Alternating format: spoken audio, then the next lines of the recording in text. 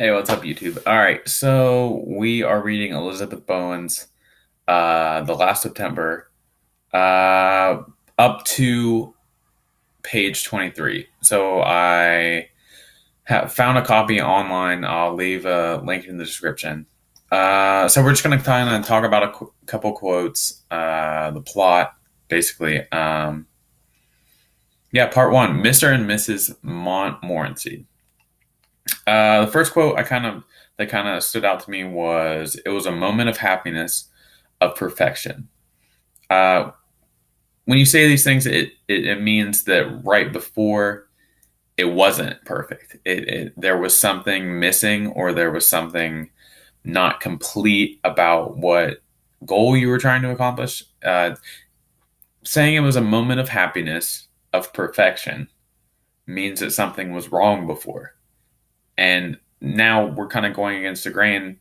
What was wrong? What makes this moment so much better? And it was with the arrival of Mr. and Mrs. Montmorency, um, the kind of visitors to the land.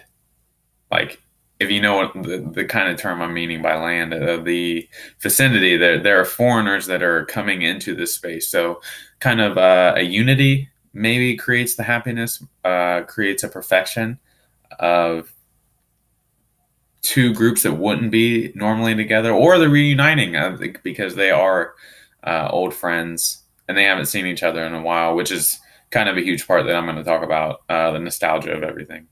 Uh, the next quote kind of starts out, "In those days," which means where's the narrator at? I mean, how far in the future are you? Who's speaking? Because there's no I at this point, up to page 23, that we get an indication of who's talking. And with modernism, you get that all the time. I mean, it's like the things that are happening are matter of fact, but you're simultaneously observing and being inside the mind of all the characters. And that's a Virginia Woolf. Obviously, stream of consciousness is where we're at, with this kind of playlist or class. Yeah, with these two lines, putting the quotes together, like against each other, we have a disconnect. Perfection in the past, is nostalgia sacrificing the narrator's perspective, and that's kind of a question that I want to talk about going forward, because nostalgia is a very dangerous thing. I mean, it can destroy you, or it can create opportunities in your life. There's a lot of philosophy and psychology kind of in that, and that's obviously what I'm very interested in. Uh, Lois, who is the main character of the first 23 pages, um, quotes the large facade of the house. And this was kind of interesting because when you acknowledge that something's a facade, you have to have a reason behind the facade. There's who's putting on this facade. How much are you contributing to that facade? If it's a facade, why are you maintaining it? And we could ask questions about government institutions or things like that.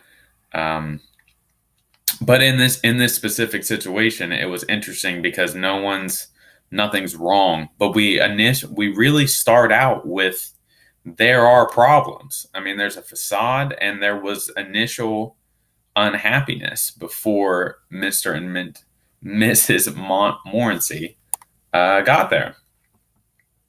And Lois continues to say she wished she could freeze the moment. And that's really fearful of not even wanting to go forward. I mean, it's kind of a depressing thought. You don't want this moment to end because of the facade that you know that you're perpetrating. Uh, they continue to talk. The house owners, I'm not sure of their names. See, that's kind of thing you get. Like, these are my initial thoughts. The family that meets them, Mr. and Mrs. Montmorency, uh, when they meet, they don't really kind of talk to each other. They don't see where each other's been. They talk about the environment. They talk about what's happened with their property. And I think that shows a lot of importance placed on where they're at rather than what they're doing.